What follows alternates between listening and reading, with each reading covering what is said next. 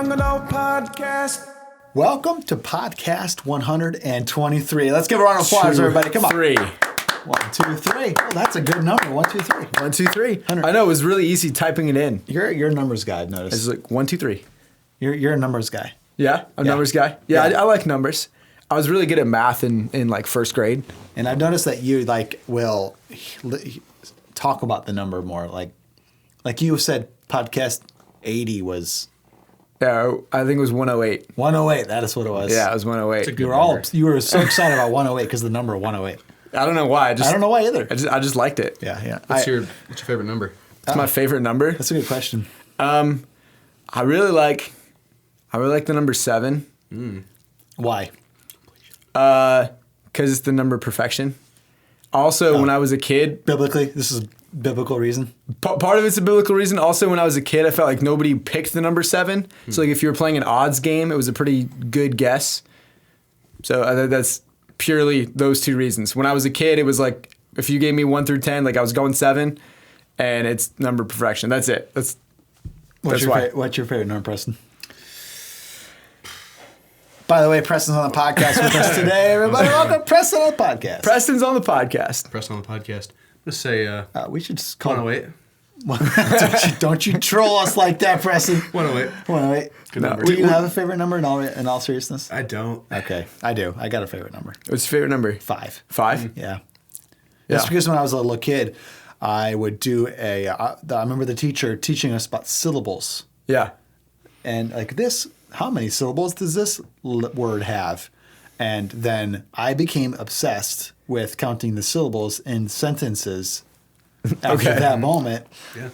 And I would always do it in 5s. Like multiples of 5? Yeah, like I could go around this pattern really quickly with 5. Yeah. And so then like I could tell that sentence had 13 syllables. Right. And I could say it really quickly because I played this quick little game Yeah. with the number 5.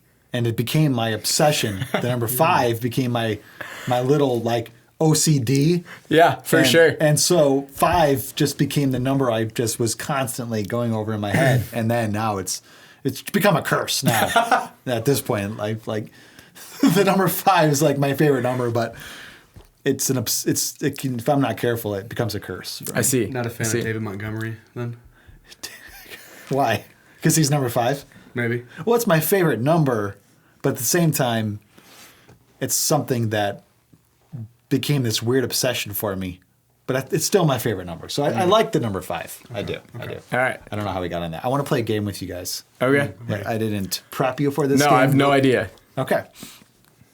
It goes a little bit with our topic today. Okay. It's actually about your breath. Okay.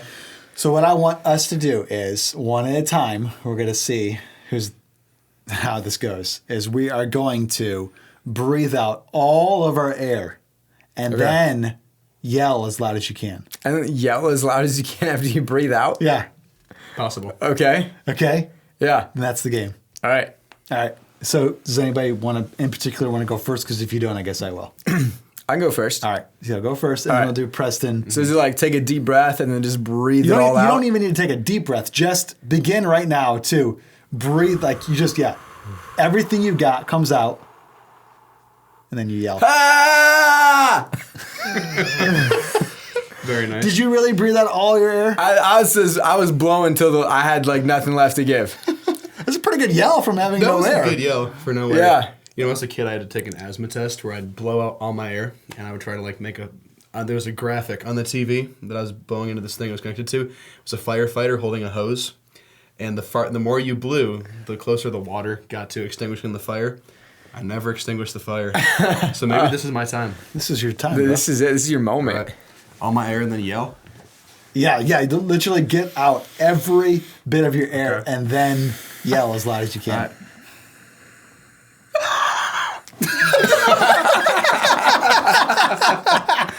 That was like a no sound. I don't know what that was.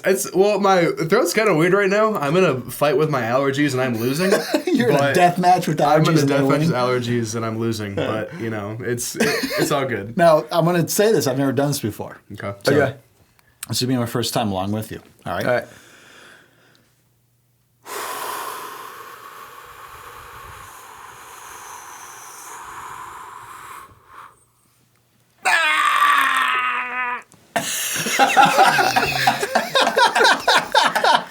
I feel like it takes longer than you think to blow out all of your air. I was starting to get insecure about how long it was taking me to blow out all my air. Hey, strong lungs, man. Strong lungs.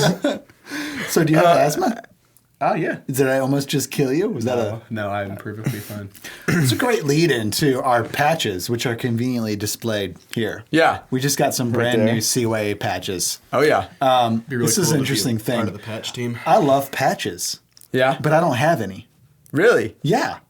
But I love it when somebody's backpack has Yeah.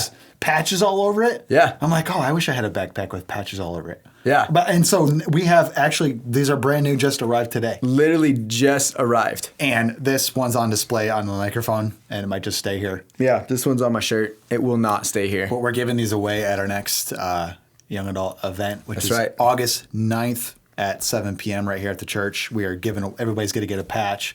And we bought this big bag of really cool stickers. Yeah. Like water bottle, laptop type stickers. Yeah.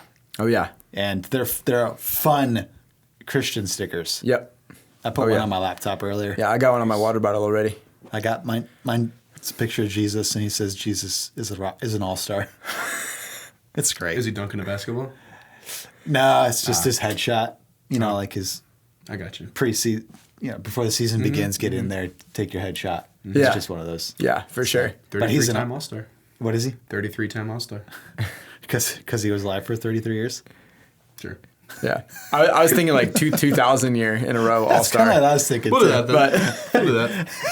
2024 year all-star. all right. So, Yeah. There you go. Anyway, the patches. So Yeah, they're in. It's going to be cool. We're talking about today. I don't know what we're calling the podcast yet, but you had read the scripture verse to us. Was it Psalms? Yep. Okay, Psalm. Psalms 18. Okay, did you read the whole psalm to us? No, I just read kind of the middle part. All right, and the very last little portion you read was interesting to me because you had described in that psalm.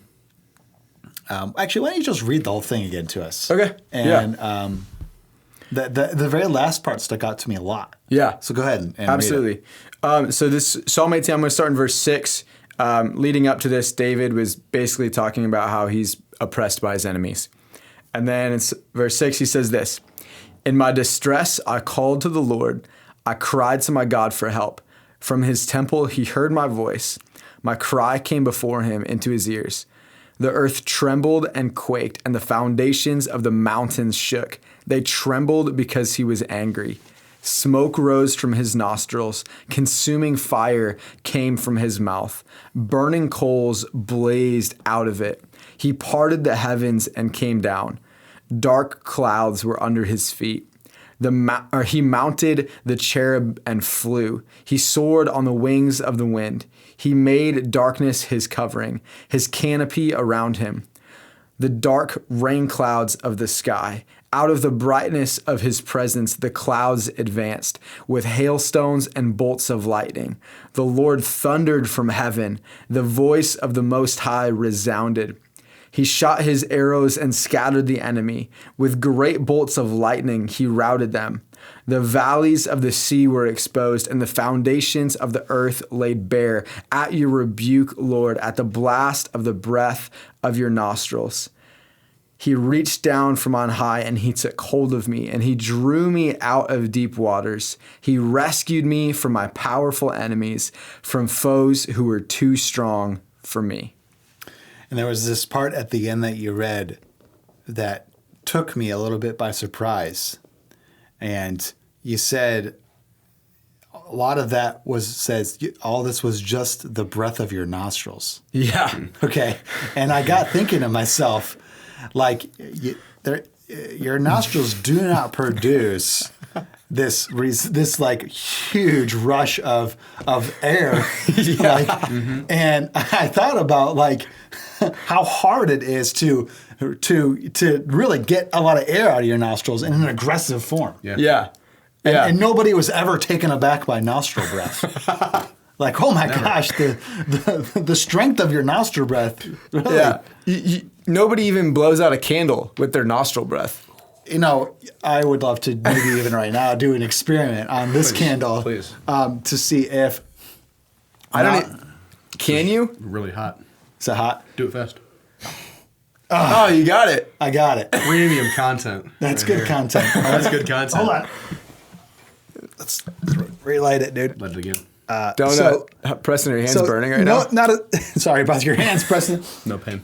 Where's this go? Not a single person in the history of mankind has ever been like, ah, man, Your let's nostril blow breath. that out with my nostrils. Yeah. because there's no like confidence in that. No way. But like you were reading, and that got me thinking about the game with the breath as well. Yeah, yeah. That's kind of why I wanted to play the game. It reminded me of that game. I saw that game on social media, and I was seeing these people playing it. I was laughing because they're really funny. And anyway, just thinking like how important like your air is, like your breath, and not a single person ever has put any kind of confidence in their nostril breath. But like you read all this amazing, powerful, fearful stuff that was the Lord was doing, and then it kind of references, and this was just breath from your nostrils. Yeah. Like it seems to me, and it appears to me, just by quickly listening to it, that this was just all this scary stuff came simply from the Lord's nostrils. Mm-hmm. And so how much more should we fear the Lord if that's just the simple nostril breath? Yeah. The power of the nose.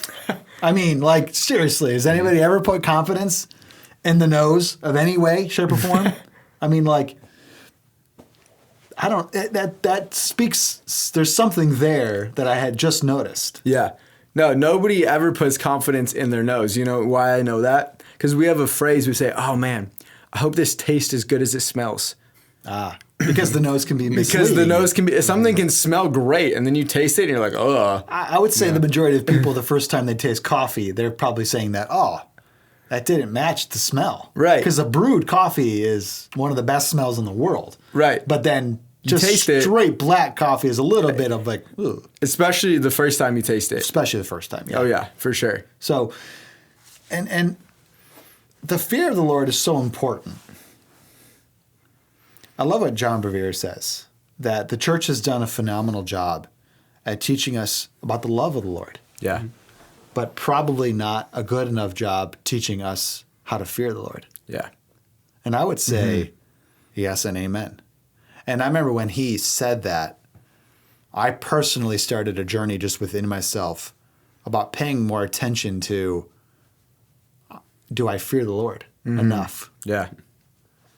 You know, in my daily life, do I realize the Lord sees the secrets that I don't want anybody else to see? Right. The Lord knows my intentions, even when it appears I have good intentions. Deep down, I don't have good intentions.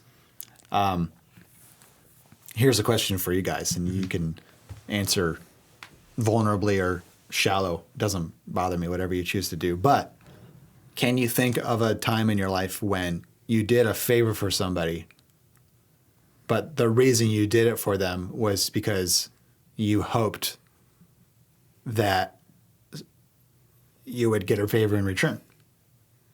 Yeah. Oh yeah.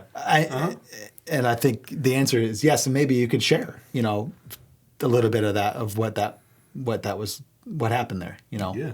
Do you want to go or do you want me to? Go ahead. I sure. definitely have a story, but go ahead. Yeah, man. This is kind of a dumb example, but I have an elderly neighbor who lives across the street from me, and sometimes I'd help him out with stuff, and he's not really a nice guy. Kind of a weird old guy, Love the guy, but, he's an 85-year-old man living alone in his house. Who knows what's going on. But I used to help him out with yard work, only not to be nice, not to out of the goodness of my heart, but so I can get paid. Yeah. So I can get that money. Oh yeah. And so I would help him out with mowing his lawn or power washing, whatever, and I'd do it willingly so I'd get paid. I remember one time I was power washing for him, took a long time, took a few hours, and then after I got done, I was one of like I would go up like, all right, John, I'm done. So I could be like, oh yeah, sure, here's the money. Handed me a cucumber lime Gatorade and said thanks. And I was upset about it. The worst of all the I know. Gatorades too. I know, but because I was upset about it. Yeah. Because I was going about it from the wrong heart, from the wrong mindset, doing it to benefit myself. Yeah. And not simply showing the love of Jesus to him. Totally. Oh yeah, I can think of this is kind of a funny story. I was raising money to go to camp when I was a kid, and my grandparents had me mow their lawn, and they told me they would pay me, and so I mowed their lawn. They paid me $20. Nice. And I think I was in like 3rd grade. So like $20. This is awesome. Yeah, yeah. As a third grader, yeah, you've hit the jackpot, my friend. I so many books from the book fair with that. Pokemon cards. Yeah, well, I was going to camp, and I heard they had like a snack shack at camp, and so I was like, Dude. I could buy so many bags of M&Ms. Yeah, and you could you'd become the talk of the town too. Right. $20 at the snack shack. That's what I'm talking about. Be like a king. So, so then my other set of grandparents said, "Oh, we could have you come over and do some work." And I remember specifically talking to them and trying to appear as though, wow, can you believe how much money my other grandparents gave me for mowing their lawn? And then being like, but obviously I don't expect you guys to pay me that much money for, I think I was power washing their deck. I was like, I just, whatever you guys want, like, it doesn't matter. Like, I'll just do it because I love you guys. But I was saying that because I wanted them to give me lots of money. Yeah. And so I was saying all of the right things for all of the wrong reasons even as a 3rd grader. Yeah. Right? We do that. Yeah. And I remember at times too. I mean, I've officiated a few weddings. Yeah. Where I thought I was going to get paid, and I guess they thought that I was being, doing my job as a pastor. Oh, okay. I make my money somewhere else or something. And I never got paid from individuals. And there's just this like big part of me that was like, I did so much work for you guys, I did all your pre-counseling. Yeah. Then I did your rehearsal. I did your wedding. I mean, like, woo, I did a lot of stuff, and I didn't get a single penny from like any of this work. And there's always this part of me that like wants to rise up and like give them a call, maybe once a couple weeks after they got back from the honeymoon, and say, hey, don't know if you know it or not, but I never got paid. Right. And then this other part of me with the Lord speaks and says, why don't you just do a favor for them? Yeah. And the truth is that Lord, I will do a favor for them, but my heart's not in the right place. Yeah. Like that. Sometimes the Bible actually says this, that even our good intentions are like filthy rags. Yeah. That because that's the human heart within the decent work, is that we tend to think, I hope I get recognized for this. I hope I get paid because of this. I hope that somebody thanks me at least and notices what I'm doing. And Jesus really shocks the world when he says, don't even let your right hand know what your left hand is doing. Because if you get a reward here on earth, that's your reward. That's the reward. That in heaven, then there's no reward because you got rewarded already. But Jesus says, I would encourage you that heaven's rewards are so much greater. So don't seek earthly rewards. Yeah. So delayed gratification for our whole life is what Jesus is wanting us to do. Yep. And I would say to you that the best way to get there, having the right heart, is fearing God. Yeah. Oh yeah. 100%. I was doing some study on the fear of the Lord recently, and I went to a passage in, I think it's Matthew. So one of the Gospels, and Jesus is talking, and he makes this great statement where he's saying, don't fear the one who can kill the body, but fear the one who can destroy your soul in hell. Yeah. And I don't think that a lot of people preach on that passage because it's scary. And it's not a very popular passage to read in church, in youth ministry, right? Like nobody's like, hey guys, let me talk to you about not fearing people, but we're going to fear the one who can destroy your soul in hell. Yeah. But it's such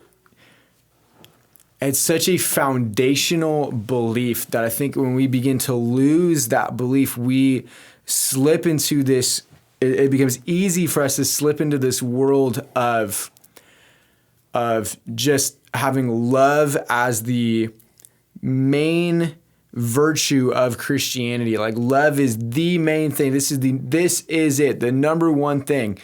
And I'm not saying that love is not important, but what I'm saying is that love can't be like the thing. Yeah.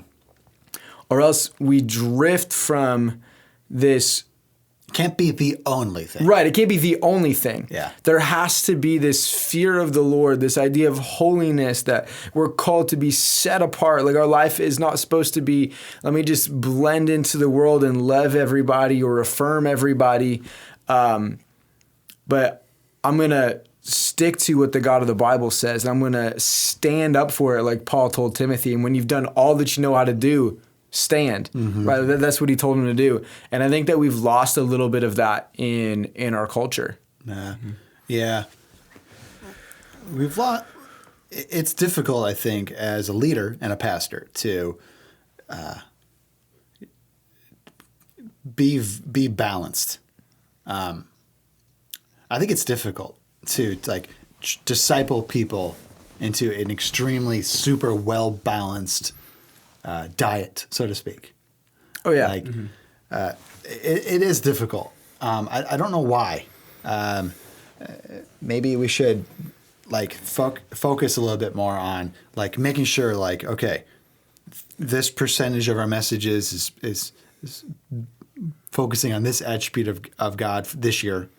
And then a nice percentage of love, then a nice percentage of God is just, and then a nice percentage of God is merciful, and then a nice percentage of God's grace. So like so that there's this like nice, well balanced diet. Yeah. Because it's hard to do, and maybe because we don't think that way, or like when you're working week to week, you're not entirely thinking like that. So I think we tend to get off, and how we explain God and show God and talk about God. We tend to get a little unbalanced in our diet, so to speak. And unknowingly too sometimes. Like, oh my gosh, maybe I have been focusing a little bit too much over here. I needed to talk a little bit over here too. Yeah. I think it's so easy to kind of get unbalanced because it's really easy to hear Jesus loves you and, love is the main thing, which, praise the Lord for that. Yeah. But all of us, we have those little sins that we deal with, or there's some, I don't know a bad way to explain it, but the sins that are kind of fun. Well, yeah. And so we kind of give into those a little bit, do whatever it is. Everyone's guilty of it. But then we don't want to hear about, I don't know where I'm going with this. Sorry. Yeah, no, I feel like we don't want to hear the just side of God. Yes, yeah. I even heard, was talking with somebody, and they read that passage in Romans 6 or 7, I can't remember which one it is, where Paul is talking about grace, and then I think it's the transition between maybe 6 and 7, and he says, well then, what should we conclude? Shall we go on sinning so that grace can abound all the more? By no means. Yeah. But they would stop at that, right before that verse, they would say, well, when sin abounds, grace abounds so much more. And they would not finish, or they would not go into the next chapter. It's like, well, see, so I know that I've sinned, but it's okay because God's grace covers it. And they were just so focusing so much on that grace, but missing the next line. It's the next chapter, but it's the next line where Paul's literally like, so what should we conclude? Shall we go on sinning so that grace can abound all the more? Yeah. By no means. Yeah, and let's finish with this thought that I have, because I think it's a big enough thought that it can carry us to the end here. Is people struggle with the idea of hell, some sort of judgment. Yeah. They struggle with that, but they really like the idea of no hell, Yeah. no judgment, that everybody goes to heaven. But there is major flaws in the theological soup that there is no hell. I'll never forget watching this TV show. I don't really recommend it, but it's absolutely hilarious. Modern Family. It's not a Christian show, but there is this really funny scene where it's Sunday morning. Mm-hmm. And have you guys ever seen this show? Nope. I've seen this show. I actually haven't seen this episode, but like, you showed me this clip of the episode and we laughed about it. Because it sums up a little bit of the dilemma that people have with heaven and hell. Yeah. And people love to debate about heaven and hell and why would a God of love send people to hell? All this stuff, right? So there's this Sunday morning in the show. The wife wants to go to church and the husband wants to play golf. And there's the son who is torn. Yeah. Deciding he doesn't know which parent to go with. And the father says, there's no hell. And the kid's like, really? Yeah. This is the greatest news ever. I'm going to go golfing with you. There's no hell. Yeah. And then they're on the golf course, and you could tell the kid's thinking, and so he starts asking his dad, like, how do you know there's no hell? He goes, because there just isn't. And he goes, well, where do all the bad people go? And he goes, they're in heaven. Bad people are in heaven? What if they're, doing bad things there? He goes, no, they're behind a big wall. So they're in a prison in heaven. And, Yeah. and so essentially the guy who says there's no hell creates a prison for bad people in heaven. Right. And guess what? That's just hell. Yeah. Right? Yeah. So even the show reveals that the human heart is trying to figure out a way, where do bad people go then? Right. Mm-hmm. Where do evil people go? Mm-hmm. And the answer is that a person who dies in their sins, and the Lord knows their heart, Lord sees their heart, and knows the wickedness, that he rightfully divides those to heaven and those to hell. Yeah. And that's the God we serve. Yep. That brings me a lot of fear. That puts some fear in my heart. Mm-hmm. But a little fear is very good. It keeps you on the straight and narrow path. Yeah. And I love there's so many great YouTube channels where some of these awesome Christians are go onto these college campuses and they just do wonderful debates about eternity and Jesus and all these things. And there's always the great debate about the guy who says, or the girl who says, I just can't stand the idea of a God sending people to hell. And that is true, that there is the struggle within us to believe that a loving God can send people to hell. And some people even say, well, maybe they're only in hell for a little bit of time, and then they kind of work off their mistakes and get into heaven. Right. And I would say that sounds pretty pleasant until you think that through a little bit further. Because if that's the case, then people would live an evil life for 70 years knowing, sure, I could take some torture for a few hundred years, but I'm going to make it to heaven one day. Right. So evil would abound more. But the idea of eternity in hell sets the heart into a thought process of, I think I need to get my life right. Because eternity is scary. Yeah. Fearful. Oh, yeah. Absolutely. But the Bible says the fear of the Lord is the beginning of wisdom. Yep. I was going to bring in two things that concluding statement you just kind of made me think about. One was there's a guy that I follow on Instagram. He's a theologian. He actually runs a theology school, and he'll do like Q&As where people can ask him stuff. And someone asked him this great question. They said, "Hey, is hell eternal?" I said, because the word that Jesus used, obviously it wasn't English, it was Greek or Aramaic. Yeah. they said doesn't always mean eternal. And he was like, well, did it mean eternal when he used it for heaven? Because it was the same word he used for heaven.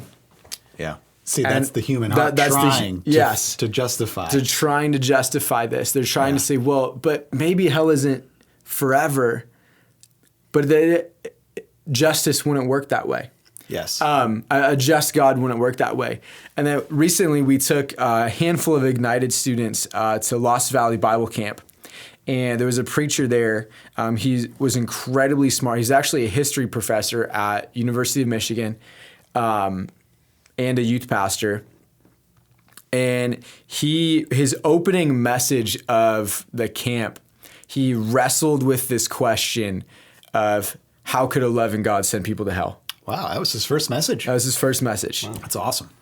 Super, super good. And he had this great quote that I thought was really, really good. He said, heaven is not for God's favorites.